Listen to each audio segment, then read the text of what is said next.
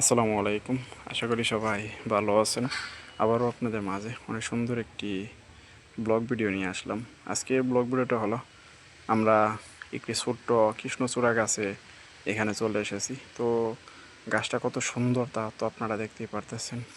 তো আমি যদি আপনাদেরকে একটু কাছ থেকে দেখাই, তো গাছটির নামও যেমন সুন্দর কৃষ্ণচূড়া গাছ, তো সেমনি পাতাগুলোও কিন্তু সুন্দর। তো এই গাছটা যদি বড় হয়, বড় হওয়ার পরে যে পাতাগুলো বের হয় সেইগুলো দেখতে কিন্তু অসাধারণ আরও সুন্দর হয়ে থাকে।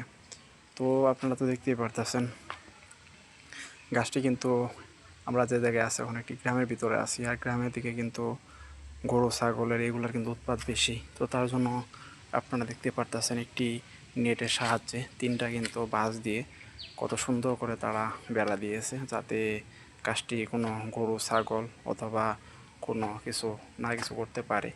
তো আপনারা তো দেখতেই পারতেছেন এই সেই গাছ। তো গাছটা নিতে থেকে অংশটা যদি আমি আপনাদেরকে দেখাই, তাহলে আপনারা দেখতেই পারতেছেন। তো গাছটি কিন্তু অনেকটাই বড় হয়ে গেছে, আর বেশি দিন লাগবে না বড় হতে, তা তো আপনারা দেখতেই পারতেছেন। তো আমি যদি আপনাদেরকে বলি, এই কৃষ্ণচূড়া গাছ কিন্তু বড় হলে কিন্তু অনেক সুন্দর লাগে।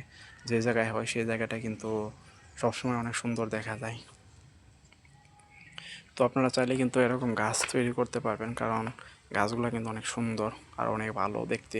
তো আপনারা তো সবাই দেখবেন যে কৃষ্ণচূড়া গাছ কেমন। তো আপনাদেরকে পরবর্তী কোনো সময় অথবা গাছটা যখন বড় হবে, ফুল আসবে, তো সেই সময় আমি আপনাদেরকে পরবর্তী কোনো ব্লগ ভিডিও দিয়ে দিব গাছগুলোতে কী পরিমাণ ফুল এসেছে আর কত সুন্দর লাগে গাছটা। তো আপনারা যারা এতক্ষণ পর্যন্ত আমার ব্লগ ভিডিও দেখলেন, তারা অবশ্যই আমার চ্যানেলটি সাবস্ক্রাইব করে দেবেন, শেয়ার করে দেবেন। আবারও আপনাদের মাঝে দেখা হচ্ছে পরবর্তী কোনো ব্লগ ভিডিও নিয়ে। সবাই ভালো থাকবেন, সুস্থ থাকবেন।